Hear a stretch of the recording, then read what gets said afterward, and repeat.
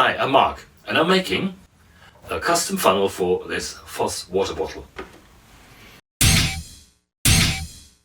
My son loves them to make drinks in them, and of course you can use a normal funnel, but where would be the fun in that? I decided it's much more interesting to learn how to design a custom thread and make my own funnel. I'm using Onshape, but the same principles apply for any of the other cut systems. First of all, we need to open a new document, give it a proper name, rename the part studio, and then it's time to do some measurements. They're best kept in variables, so let's start with that. Let's set up the first variable for the outer diameter. Measure. One click, and it appears in Onshape. Next, we do the same for the bottleneck diameter. So that's inside from the thread.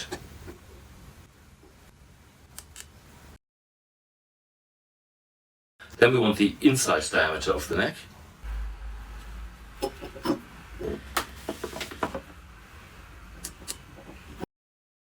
The height of the neck. Probably better to go a little bit shorter rather than too far.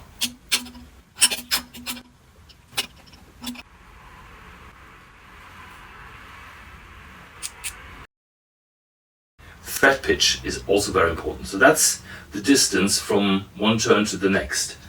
And because that's quite small, it's quite difficult to actually measure.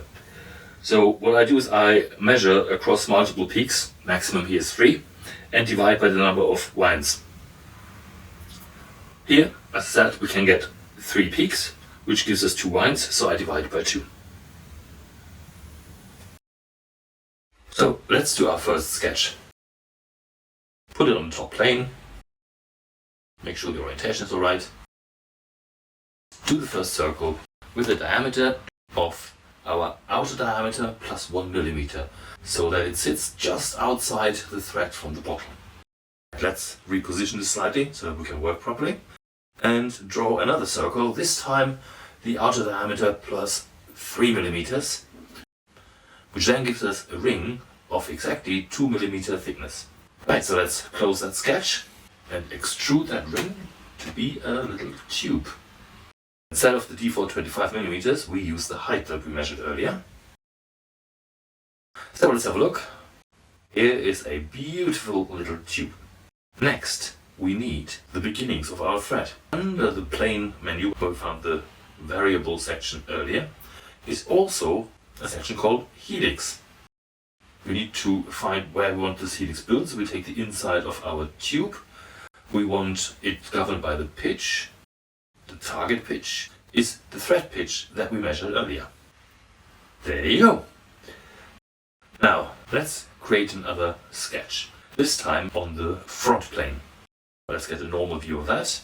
I think we can hide the part that we've created, our little tube. And then we can use as a construction line the actual helix. And then draw a line from the top of the helix down to the level of the origin. Then let's draw another line parallel on exactly the same length as the first line. And then we can use the dimension tool to make sure that they are exactly 0.5 of a millimeter, so half a millimeter apart from each other. We're doing this so that we can build a little triangle that we can then sweep, and with the half a millimeter to the outside, it kind of gets buried in the 2 millimeter tube.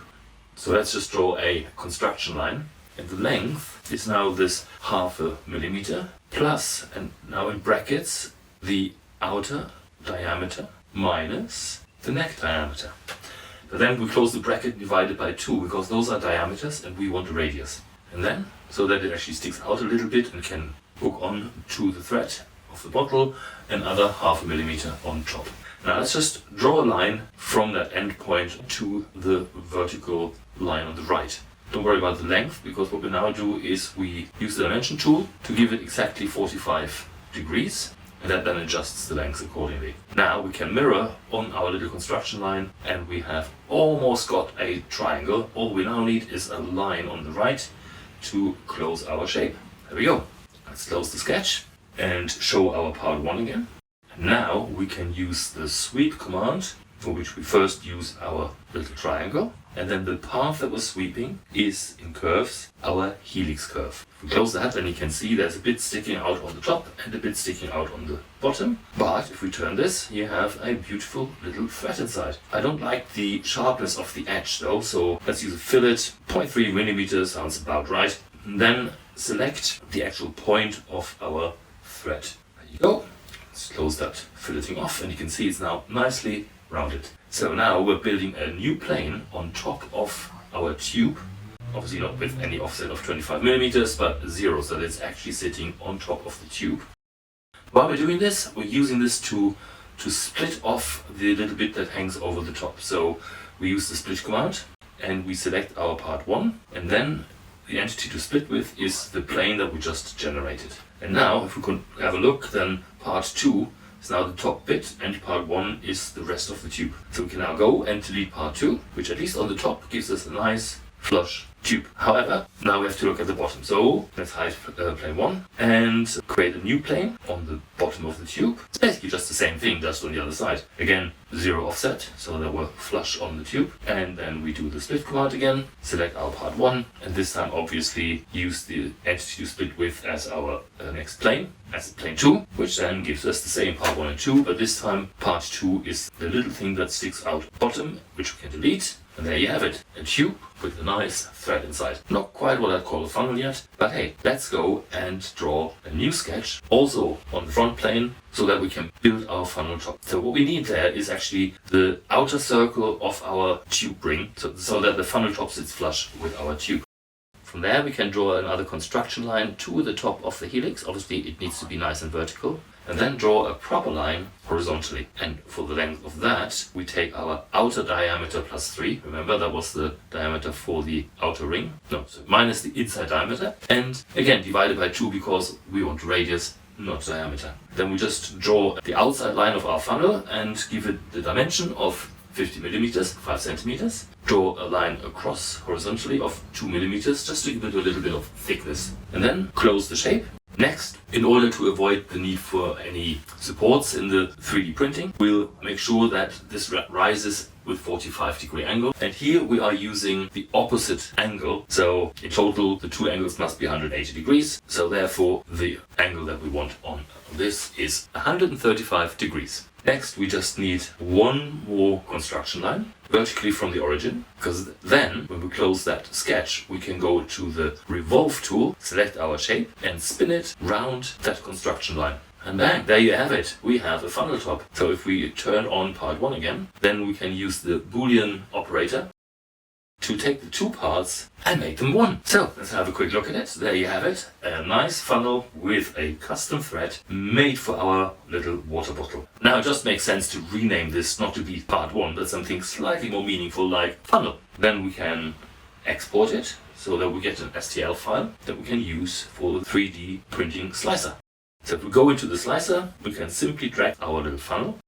Let's go into supports, make sure they're enabled. I really like those little trees, much more than the normal supports. I think they work better, but they certainly look cuter. Please, in the comments, tell me if I'm going crazy. I really like them. Setting 45 degrees as the threshold angle for supports and making sure there is no brim. I'm not a fan of brims. So when we now look into the preview, you can see in green there these cute little trees on the inside. And they will come off beautifully after the printing. And you can see it's estimating a print time of, all in all, 49 minutes and 20 seconds. Before selecting print, let's make sure that the lighting is on so that we can create a nice little time lapse. Make sure that time lapse is enabled. Upload it to the 3D printer. And away we go.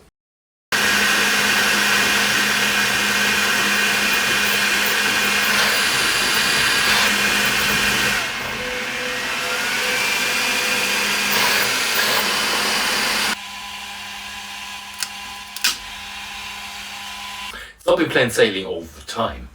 I did make a bit of a mistake in an earlier version. If you look at that, I've basically given it 0 width on the top, which makes it very, very fragile. Have a look at that. To see it fail. So let's take this for a road trip.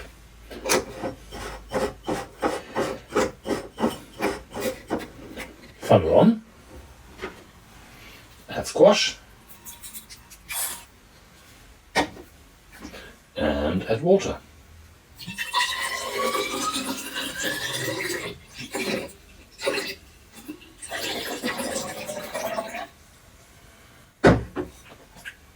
There you go.